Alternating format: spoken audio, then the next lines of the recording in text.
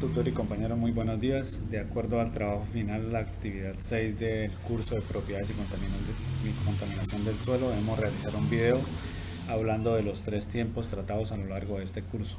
Mi nombre es Julio Alexander Ortega y les haré un repaso breve de acuerdo a lo visto durante el curso. En primera instancia, les envío una gráfica de la ubicación donde se está realizando la sustentación. Como segundo paso, vemos el planteamiento del problema que nos ofreció la guía. Se trata de un suelo afectado en el municipio de Chinchiná Caldas, que actualmente se utiliza como cultivo de hortalizas tales como repollo, brócoli, apio, lechuga, cebolla, entre otros cultivos. El manejo de estos cultivos lo han realizado de manera convencional, resaltando el uso de pesticidas y herbicidas para esta actividad.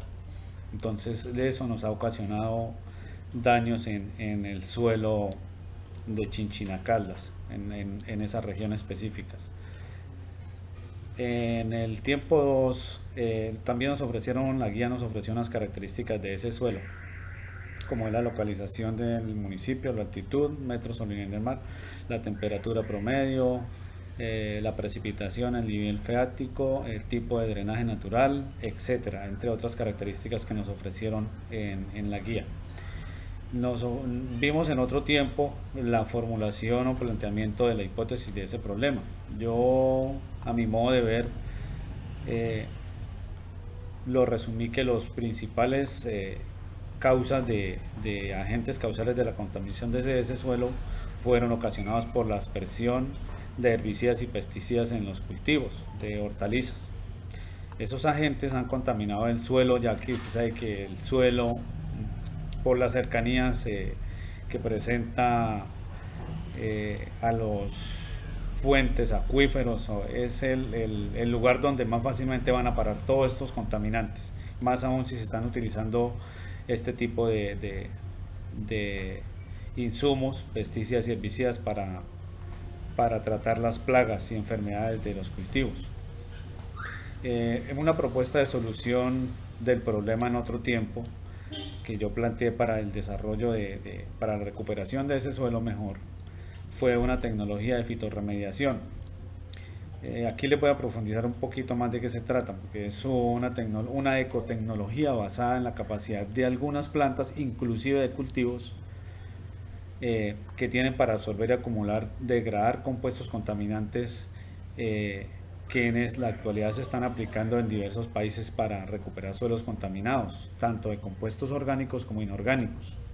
Los herbicidas y pesticidas, al ser productos derivados del petróleo, son remediados mediante este tipo de procesos de descontaminación. La fitorremediación la vi viable en este suelo de Chinchiná, puesto que ciertas plantas tienen la capacidad de mitigar los contaminantes como metales pesados y como compuestos derivados del petróleo.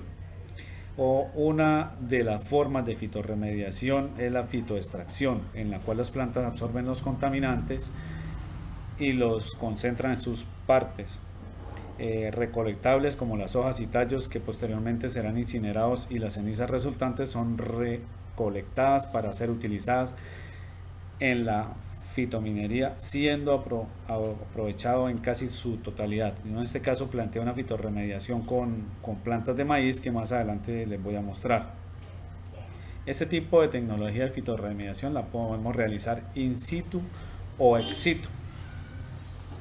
El proceso de descontaminación, ¿en qué consiste en esta tecnología? Las plantas utilizadas para el tratamiento de los suelos contaminados han generado grandes avances en los últimos años. Existen muchos problemas por resolver. Los métodos más utilizados para la eliminación de contaminantes del suelo que aplican procesos físicos, químicos y biológicos. La fitorremediación es una técnica de descontaminación biológica dirigida a disminuir la concentración de contaminantes en el suelo a partir de las plantas.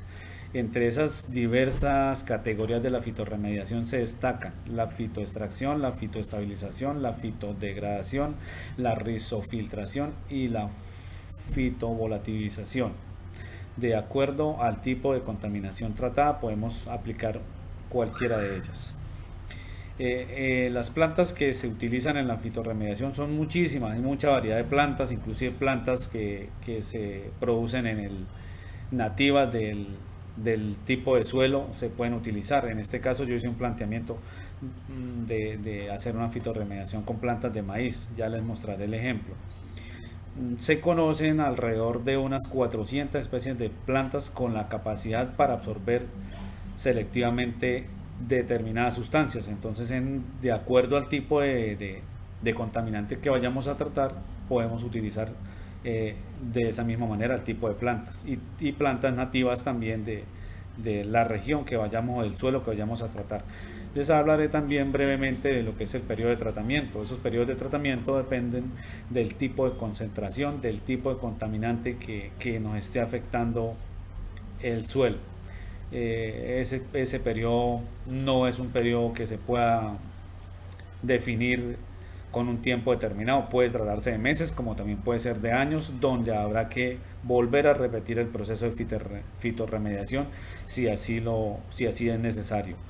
Los equipos que se necesitan para esto, dependiendo también del relieve del suelo, lo podemos manejar con maquinaria industrial, puede ser con tractores, puede ser con maquinaria pesada, o también se puede realizar con material, con equipos de menor envergadura.